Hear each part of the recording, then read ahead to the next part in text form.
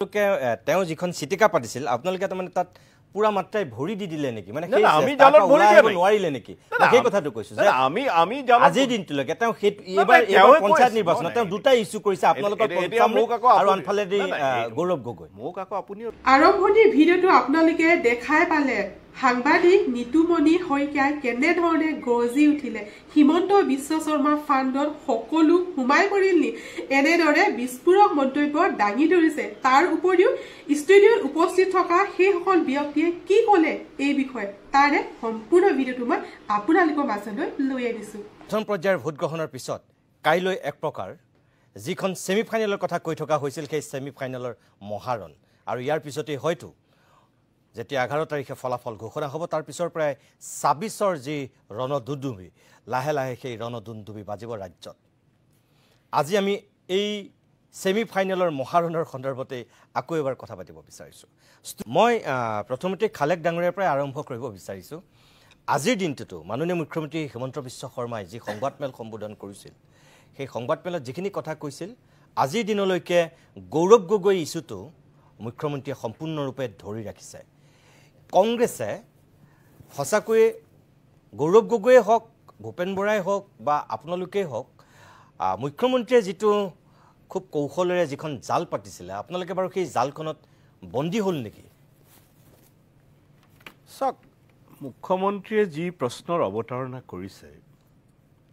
যে এজন সাংসদ প্ৰথম কথা তাৰ পাকিস্তান কানেক্ট বুলি কৈছে হয় এজন সাংসদ পাকিস্তানলৈ গৈছে ইয়াত বৰুৱা ছাৰো আছে তেখেত অধ্যাপক হয় আৰু ৰাজনীতি বিজ্ঞানৰ অধ্যাপক আছিলে ভট্টাচাৰ্য ডাঙৰীয়া জ্যেষ্ঠ ৰাজনীতিক যুদ্ধৰ সময়ৰ কথা বেলেগ নৰ্মেল পৰিস্থিতিত সাধাৰণ পৰিস্থিতিত সাংসদেই হওক বা সাধাৰণ মানুহেই হওক আন এখন দেশলৈ যোৱাটো অপৰাধ নেকি এক নম্বৰ কথা দুই নম্বৰ কথা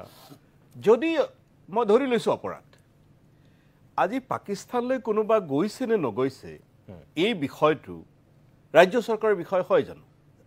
আজি যদি ৰাষ্ট্ৰৰ সাৰ্বভৌমত্বৰ কাৰণে ভাবুকি হয়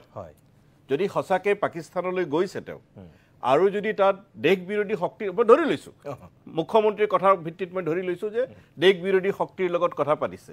সেই বিষয়টো কিন্তু ৰাজ্য চৰকাৰৰ নহয় সেই বিষয়টো ভাৰত চৰকাৰৰ বিষয় ভাৰত চৰকাৰৰ বিষয় হ'লে তাত কেন্দ্ৰীয় গৃহ মন্ত্ৰণালয় আছে তাত কেন্দ্ৰীয় প্ৰতিৰক্ষা মন্ত্ৰণালয় আছে তাত কেন্দ্ৰীয় বিদেশ যদি বিদেশ নীতি ক'ৰবাত ভায়লেট কৰিছে উলংঘা কৰিছে বিদেশ মন্ত্ৰীয়ে ধৰিব কিন্তু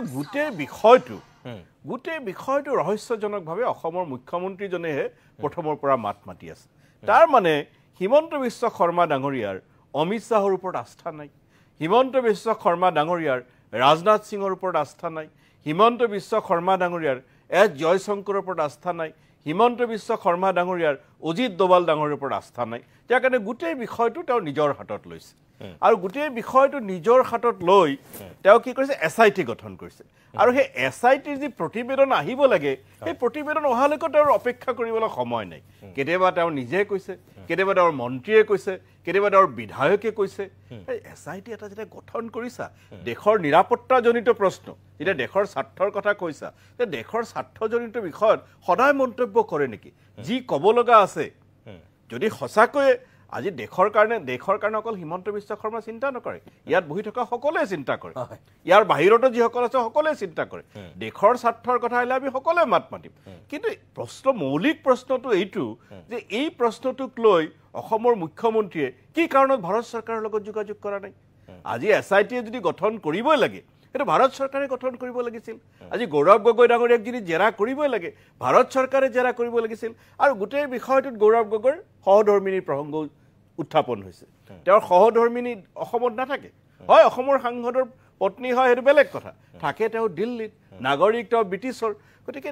গোটেই কথাটোৰ লগত অসম পুলিচক এনেকৈ জড়িত কৰিছে যে অসম পুলিচক গৰিমাও ক'ৰবাত ম্লান হৈছে মই আপোনাক সেইটোকে ক'লোঁ যে আপোনালোকে তেওঁ যিখন চিটিকা পাতিছিল আপোনালোকে তাৰমানে তাত পুৰা মাত্ৰাই ভৰি দি দিলে নেকি মানে আমি জালত ভৰি দিব নোৱাৰিলে নেকি সেই কথাটো কৈছো যে আমি আজিৰ দিনটোলৈকে তেওঁ এবাৰ পঞ্চায়ত নিৰ্বাচনত তেওঁ দুটা ইস্যু কৰিছে আপোনালোকৰ আৰু আনফালে গৌৰৱ গগৈ মোক আকৌ আপুনিও বেয়া পাব পাৰে মই সাংবাদিক হিচাপে কৈছোঁ কাৰণ গোটেই সংবাদ মানে মুখ্যমন্ত্ৰীয়ে যেতিয়া কথা কয় যে মুখ্যমন্ত্ৰীৰ কথা সংবাদ শিৰোনাম হয় গোটেই সংবাদ মাধ্যমে সেই কথা গুৰুত্ব দিয়ে আজি অসমৰ সংবাদ মাধ্যমৰ গৰিষ্ঠ সংখ্যক দেই মই সকলোৰে কথা কোৱা নাই আজি অসমৰ সংবাদ মাধ্যমৰ এনেকুৱা এটা দুৰ্ভাগ্যজনক বিষয় হৈছে যে আজি চুকুৰ আলীৰ দৰে ব্যক্তি চুকুৰ আলী প্ৰসংগ আজি সংবাদ মাধ্যমৰ শিৰোনামা হৈ গৈছে গতিকে সেই প্ৰতিদিন টাইমত নাই হোৱা না মই প্ৰতিদিন টাইম বুলি কোৱা নাই মই কথাটো কৈ দিছোঁ আপোনাক সংবাদ মাধ্যমৰ বৃহৎ অংশৰ কথা কৈছোঁ আৰু বৰ্তমান অসমৰ মুখ্যমন্ত্ৰী আৰু চুকুৰ আলীৰ মাজত সাধাৰণ মানুহে যিসকলে ভূ ৰখা মহলে বৰ বিশেষ পাৰ্থক্য বিচাৰি নাপায় কাৰণ মুখ্যমন্ত্ৰীৰ যি গৰিমা সেই গৰিমা কেতিয়াবা ম্লান হৈ গ'ল ঠিক আছে কি ক'ব লাগে সেইটোও কয় যিটো ক'ব নালাগে সেইটোও কয় চুকুৰ আলী আৰু মুখ্যমন্ত্ৰীৰ শব্দটো মই কওঁতে এইকাৰণে টান পাইছোঁ কাৰণ মুখ্যমন্ত্ৰীৰ গৰিমা আছে মুখ্যমন্ত্ৰীয়ে যেতিয়াই আমি কম আমি ৰাজনীতিত আমি বিৰোধিতা কৰিব পাৰোঁ সেইটো বেলেগ কথা কিন্তু মুখ্যমন্ত্ৰী হিচাপে অসমৰ মুখ্যমন্ত্ৰী যেতিয়া আমাৰো মুখ্যমন্ত্ৰী সেইকাৰণে মই মুখ্যমন্ত্ৰীটো ক'বলৈ টান পাওঁ হিমন্ত বিশ্ব শৰ্মা আৰু চুকুৰ আলীৰ মাজত পাৰ্থক্য নাইকিয়া হৈছে ঠিক আছে মই ধন্যবাদ আপোনাৰ কাষলৈ আহিছোঁ পঞ্চায়তী ৰাজ ব্যৱস্থাৰ যিটো লক্ষ্য আৰু উদ্দেশ্য আছিল এইবাৰৰ নিৰ্বাচনত আপুনি তাৰ ছবিখন কেনেধৰণে প্ৰস্ফুটিত হোৱা দেখিবলৈ পালে প্ৰথমতে মই এষাৰ কথা কৈ থওঁ যে ৰাজনৈতিক দলৰ যিসকল মুখপাত্ৰ আছে তেওঁলোকে নিজৰ সীমাৰ ভিতৰত থাকি কথা ক'ব লাগে কিবা এটা সৌভাগ্যৰ কথা আমাৰ সেই বন্ধনটো নাই গতিকে এইটো নহয় যে মই কিবা এক পক্ষক সমৰ্থন কৰিম বা এক পক্ষৰ বিৰুদ্ধে কৰিম চৰকাৰৰ বিৰুদ্ধে কৰোঁ এইটো বেলেগ কথা এটা কাইলৈ কংগ্ৰেছ আহিলে আকৌ মই কংগ্ৰেছৰ বিৰুদ্ধে কৰিম কাৰণ মই ভাবোঁ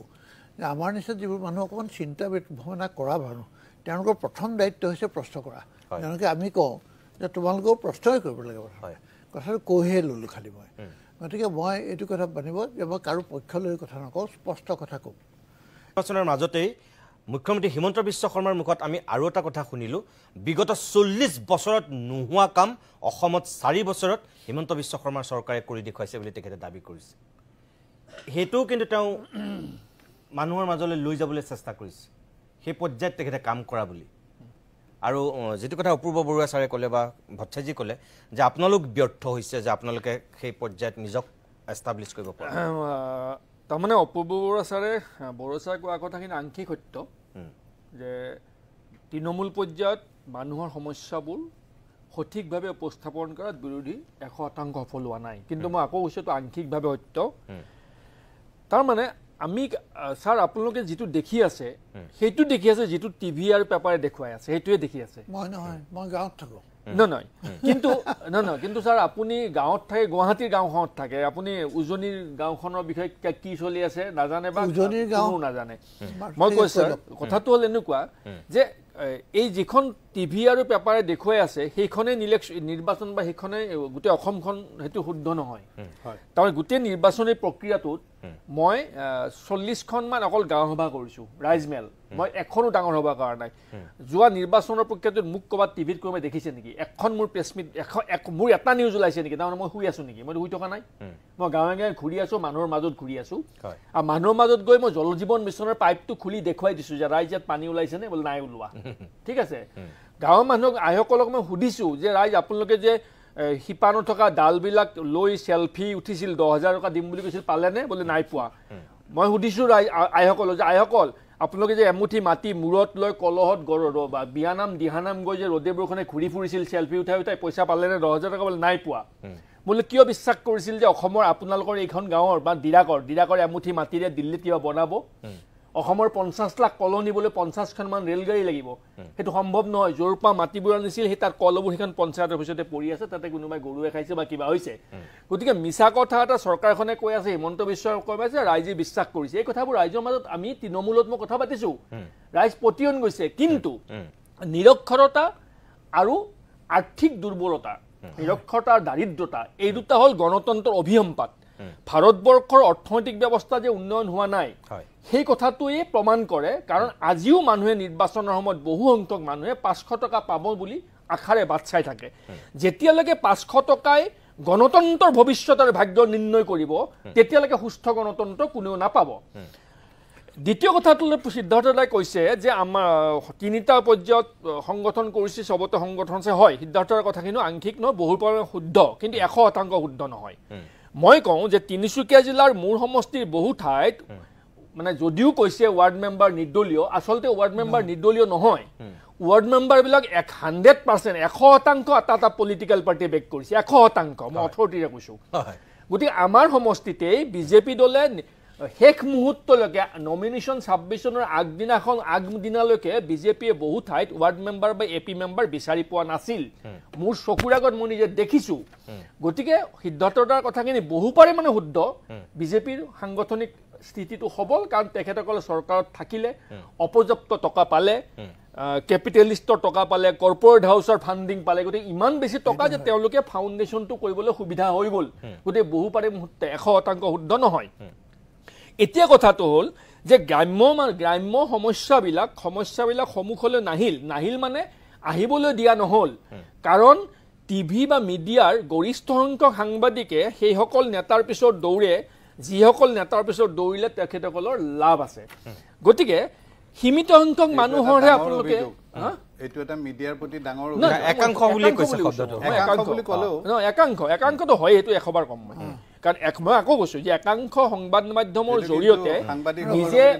নিজে বিচৰা ধৰণে প্ৰশ্নটো কৰাই লয় মই কৈ আছোঁ যেনেকৈ মুখ্যমন্ত্ৰী যিটো কথা কোৱা হ'ল যে মুখ্যমন্ত্ৰী সফল হ'ল নেকি হয় মুখ্যমন্ত্ৰীয়ে ৰাজনৈতিকভাৱে কৌশলগতভাৱে কূটনৈতিকভাৱে তেওঁ কিছু পৰিমাণে সফল হৈছে এইটো অস্বীকাৰ মই নকৰোঁ আৰু সফল হোৱাৰ কাৰণ এইটোৱেই যে তেখেতে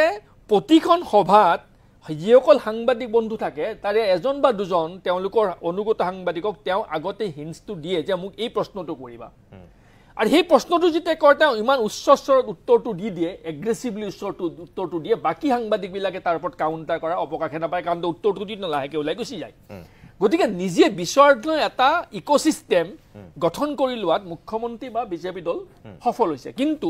মূল কথাটো হ'ল যে এই গোটেই ব্যৱস্থাটো ভাৰতবৰ্ষৰ গণতন্ত্ৰৰ কাৰণে সুস্থ গণতন্ত্ৰৰ বাবে সুবিধাজনক হোৱা নাই আৰু এই ব্যৱস্থাটো পঞ্চায়তীৰ ব্যৱস্থাৰ সম্পূৰ্ণ পৰিপন্থী গ্ৰাম স্বৰাজৰ লগত গ্ৰাম্য অৰ্থনীতিৰ লগত হিমন্ত বিশ্ব শৰ্মাৰ বাবে বিজেপিয়ে কৰা কাম কাজবোৰ কোনো কাৰণতে মানে তাৰ লগত জড়িত বিষয় নহয় আৰু এই চিন্তাধাৰা অসমৰ গ্ৰাম্য অৰ্থনীতি দুৰ্বল কৰিব গ্ৰাম্য সমাজ ব্যৱস্থাক দুৰ্বল কৰিব গণতন্ত্ৰক প্ৰক্ৰিয়াটোক দুৰ্বল মই খালেক ডাঙৰীয়া যদি সঁচাকৈ এইখন বিজেপিয়েতো কৈ আছে মুখ্যমন্ত্ৰী বা ধৰি সকলোৱে ছেমি ফাইনেল বুলি কৈ আছে ইয়াত যদি বিৰোধী সঁচাকৈ ভবাতকৈ বেছি বিধ্বস্ত হয় যদি তাতকৈ ভাল হয় তেতিয়াহ'লে আপোনালোকৰ কাৰণে ভাল কথা যদি বিধ্বস্ত হয় তেতিয়াহ'লে আগন্তুক ২৬ৰ নিৰ্বাচনত বিৰোধী বৰ চেডেলি বেডেলি হ'ব নেকি চাওক পাৰ্টিৰ ভিউ আৰু মোৰ নিজস্ব ভিউ অকণমান বেলেগ কাৰণ মই ৰাজনীতিত অহাৰ আগত সাংবাদিকতাত আছিলোঁ পলিটিক্সটো মই অকণমান এনালাইচিছো কৰোঁ আপুনি সেইধৰণে কওক মই কোনো নিৰ্বাচনক ছেমি ফাইনেল বুলি নাভাবোঁ কাৰণ প্ৰতিটো নিৰ্বাচনৰ কেৰেক্টাৰ বেলেগ বেলেগ আমি লোকসভাৰ নিৰ্বাচনত কি দেখিছিলোঁ মহাৰাষ্ট্ৰত বিজেপি মিত্ৰজোঁট বিধ্বস্ত হৈ গৈছিল কংগ্ৰেছ শিৱসেনা এনচিপিৰ যি জোঁটবন্ধন যথেষ্ট ভাল কৰিছিলে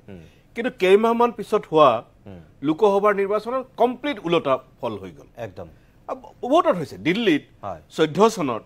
লোকসভাত 7খনৰ 7খনে বিজেপি জিকিছে বিধানসভাত গৈ আম আদমি জিকিছে 67 আউট অফ 70 2019 চনত দিল্লীত 7খনৰ 7খনে বিজেপি জিকিছে 2020 চনত আকৌ গৈ বিধানসভাত গৈ 62 আউট অফ 70 আম আদমি পাৰ্টি জিকিছে সেইকাৰণে কোনো নিৰ্বাচনৰ লগত এটাৰ লগত আনটোৰ বিশেষ সম্পৰ্ক নাথাকে গতিকে এই নিৰ্বাচনৰ ফল যিয়ে আহক সেইটো একেবাৰে 26ৰ প্ৰতিফলন হ'ব বুলি মই শেষ কৰিলোঁ 2 নম্বৰ কথা যিটো কৈছে আমাৰ প্ৰফেসৰ বৰুৱা ছাৰে যিটো কথা কৈছে কংজিপি আসলতে এতিয়া যিসকলে চৰকাৰ চলাই আছে বা বিজেপি পাৰ্টিটো যিদৰে ভট্টাচাৰ্য ডাঙৰীয়াৰ দৰে জ্যেষ্ঠসকল আছে কিন্তু এতিয়া কংগ্ৰেছ আৰু এজিপিৰ লোকসকল আমাৰ পাৰ্টিত যিসকল আছিল আৰু এজিপি তেওঁলোকে হাইজেক কৰি লৈছে পাৰ্টিটো এতিয়া মন্ত্ৰী সভাজন যদি চায় কিছুদিন আগলৈকে লোকসভা নিৰ্বাচনলৈকে অন্ততঃ পৰিমল শুক্লবৈদ্য এজন জ্যেষ্ঠ ব্যক্তি আছিলে যিজন প্ৰথমৰ পৰা বিজেপিত আছে তেওঁ নাই এতিয়া চাব গ'লে বিজেপিৰ বেকগ্ৰাউণ্ডৰ পৰা অকল ৰঞ্জিত দাস যদিও ৰঞ্জিত দাস পিছত আহিছে কিন্তু ৰঞ্জিত দাস আছে বাকী কিন্তু মন্ত্ৰী সভাখনত বিজেপি বুলি এজনৰ নাই ভট্টাচাৰ্য ডাঙৰীয়া ছেফগাৰ্ড দিব লাগিব কাৰণ তেওঁৰ সমস্যা আছে তেখেতে আদৰ্শত বিশ্বাস কৰে দি থাকিব লাগিব সেইটো এটা কথা আৰু এটা কি আপুনি সুধিছে কিবা এটা সুধিছিলে না মই আপোনাক এইটো কথাই কৈছিলোঁ যে বিজেপিয়ে যিকোনো এটা নিৰ্বাচন ধৰক একদম বিজেপিয়ে নিৰ্বাচন চিৰিয়াছলি খেলে সেইটো মই স্বীকাৰ কৰোঁ দেই সেইটো বিনয়েৰে স্বীকাৰ কৰোঁ আৰু তেওঁলোকৰ এটা এডভান্টেজ আছে RSSৰ যিটো কাঠামো সেইটোও তেখেতসকলক সহায় কৰে কিন্তু লগত এই কথা সত্য জগদীশ ভূঞা ডাঙৰীয়াই কোৱাৰ নিচিনাকে কৰ্পৰেট ফাণ্ডিং বিভিন্ন ফাণ্ডিং মিডিয়া আৰু মিডিয়াৰ ডাঙৰ যিটো মই জয়ন্ত বৰুৱা ডাঙৰীয়া বা প্ৰতিদিন গোষ্ঠীৰ কথা সম্পূৰ্ণ সুকীয়া কাৰণ কেইবাটাও দশক আমি দেখিছোঁ তেওঁলোকে সদায় চৰকাৰ বিৰোধী অৱস্থানত থাকে যাৰ চৰকাৰে হওক আমাৰ চৰকাৰ থাকোঁতে আমাকো কঠোৰভাৱে সমালোচনা কৰিছে অগপৰ চৰকাৰ থাকোঁতে অগপক কঠোৰভাৱে যে ভূঞা ডাঙৰীয়া মন্ত্ৰী আছিল মই সাংবাদিক আছিলোঁ কঠোৰভাৱে সমালোচনা সেইটো এটা বেলেগ কথা কিন্তু আজিকালি কি হয় মুখ্যমন্ত্ৰীক যদি কোনোবা সাংবাদিকে প্ৰশ্ন কৰে মুখ্যমন্ত্ৰীয়ে চিধা কৈ দিয়ে তোৰ মালিকক কৈ মোৰ চাকৰি খাই দিম তাৰপিছত সাংবাদিকৰতো জীৱন জীৱিকাৰ কথা আছে মই অকল সাংবাদিকসকলেও দোষাৰোপ নকৰোঁ কাৰণ তেওঁৰ যেতিয়া জীৱন জীৱিকা গুচি যাব তেওঁ যেতিয়া পেটৰ ভাত মুঠি নাপাব আমি ইয়াত বাহ দিব পাৰোঁ কিন্তু তেওঁৰ পেটৰ ভাত মুঠিৰ আমি ব্যৱস্থা নকৰোঁ মালিকক কৈ দিলে যদি চাকৰিটো গুচি যায় কেনেকৈ বেচেৰা চলিব গতিকে সেই এংগলটো আছে সেইকাৰণে সংবাদ মাধ্যমৰ কণ্ঠ যিটো চেপি ধৰিছে ভট্টাচাৰ্য ডাঙৰীয়াই যি বুলিয়ে ডিফেন্স দিয়ক ৰাষ্ট্ৰৰ কাৰণে তেখেতসকলে ৰাষ্ট্ৰবাদৰ কথা কয় সেইকাৰণে মই আকৌ কৈছোঁ ৰাষ্ট্ৰৰ কাৰণে মংগলজনক নহয় আৰু তেখেতে যি ফ্ৰাংকাষ্টাইন লৈ আনিলে ভৱিষ্যতৰ ইতিহাসে তেখেতক তাৰ কাৰণে কিছু জবাব দি শুনি আছিলোঁ মই খালি এটা কথাই কওঁ মই মোটামুটি খালীগড়ত ঠিক আছে বাৰু ঠিক এইবোৰ কথা মানি লৈছোঁ হয় তেওঁলোকৰ সাংগঠনিক ভিত্তি শক্তিশালী বিজেপিৰ RSS লগত আছে পইচা বহুত পাইছে কৰ্পৰেটৰ পৰা চবেই পাইছে কিন্তু আটাইতকৈ যিটো বস্তুৱে আজি বিজেপিক ক্ষমতাত থকাত সহায় কৰিছে আৰু বিৰোধীক বিপদত পেলাইছে সেইটো কি জানে মানুহৰ মুখ বন্ধ কৰি দিছে কথা ক'বলৈ নিদিয়ে ৰাস্তাত ওলালে মই মাৰিম কৈ দিছে খোলাখুলি পিঠি ফালি বুলি কয় এনেকুৱা মানুহো আছে কালি মই এটা উদাহৰণ দিছোঁ এখেতে কৈছে তোমালোকৰ বিৰুদ্ধে এটা সাংঘাতিক অভিযোগ আনিছে হয় খুব ডাঙৰ অভিযোগ কিন্তু এই অভিযোগটো অসমীয়া নাৰীৰ প্ৰতি কৰা অপমানতকৈ ডাঙৰ অভিযোগ নে এইটো অসমীয়া নাৰীয়ে যে আওপকীয়াকৈ হ'লেও গ'লে সতীত্ব বিক্ৰী কৰিহে চাকৰি পাইছিলে কাৰ দিনত মোৰ দিনতে কালি মই এইটো কওঁতে পুলিচে মোক মাৰিব খুজিছোঁ মই ক'লো মোৰ মূৰতে মাৰা কোনো আপত্তি নাই মোৰ মূৰটোত মাৰি দিয়া কাৰণ এনেকুৱা কথা কৈ গোটেই দেশখনৰ অসমৰ সমগ্ৰ চাকৰি কৰা মহিলাক অপমান কৰিছে অথচ কোনোৱে একো পাতিব নোৱাৰে মাতিলেই ক'ব চৰকাৰৰ বিৰুদ্ধে মই চেতে জেলত ভৰাই দিম আৰু কথা কৈ দিওঁ মই পঠাইছিলোঁ তোমালৈ দুষ্যন্তদেৱে এটা ইণ্টাৰভিউ ওলাইছে অত্যন্ত টুখুৰ উকিল খুব ভালকৈ সেইটো ভালকৈ পঢ়িলে দেখা যায় যে আমি গম পাওঁ যে আমাৰ চোৰাংচোৱা বিভাগ ইমান ব্যৰ্থ নহয় 3 দিন আগতে প্ৰধানমন্ত্ৰীৰ হাতত খবৰ আহিছিল যে কাশ্মীৰত এতিয়া গণ্ডগোল লাগিব আৰু সন্ত্ৰাসবাদী আক্ৰমণ হ'ব খোলাকৈ কৈছে তেওঁলোকে কি হ'ল তাৰপিছত হিমন্ত বিশ্বৰ একেই কথা চবক দম দি এতিয়া ৰাখি দিছে ফল বৰ বেয়া ঠিক আছে জগদীশ ভাই মানে এটা কথা সুধিছিলা তুমি যে এই নিৰ্বাচনটো সেমি ফাইনেল নেকি এই নিৰ্বাচন সেমি ফাইনেল নহয় কোৱাৰ্টাৰ ফাইনেল নহয় প্ৰথম কথা হ'ল স্বাধীনতাৰ পাছৰ আজিলৈকে অসমত কেতিয়াবা শাসনাধিষ্ঠিত দলৰ বিপৰীতে নিগম নিকায় বা পঞ্চায়ত নিৰ্বাচনৰ ফলাফল কোনোবাই দেখিছে নেকি আজিলৈকে স্বাধীনতাৰ পিছত দেখিছে 14 চনত আমি দেখুৱাইছো কেতিয়া আমাৰ যেতিয়া কংগ্ৰেছৰ চৰকাৰ আছিল হেতু মই কওঁ কংগ্ৰেছৰ দিনত আমিও দেখাইছো না কংগ্ৰেছৰ দিনত মই কৈছো আমি কংগ্ৰেছৰ দিনত এজিপিও থাকোতেও মিউনিচিপালিটি গুৱাহাটীত ভাল কৰিছিল তো ভিডিওটো আপোনালোকৰ মাজলৈ আগবঢ়ালো ভিডিওটো চাই কেনেকুৱা পালে মোক কমেন্ট কৰি জনাবলৈ নাপাহৰিব প্ৰথমবাৰ যদি চেনেললৈ আহিছে চেনেলটো সাবস্ক্ৰাইব কৰি ৰাখিব মই যেহেতু এনেকুৱা ধৰণৰ ভিডিও আপোনালোকৰ মাজলৈ প্ৰস্তুত কৰি থাকো আজি ভিডিওটো ইয়াতে সামৰণি মাৰিছো পুনৰ লগ পাম নতুন এটা ভিডিওৰ সৈতে আজিলৈ বাই বাই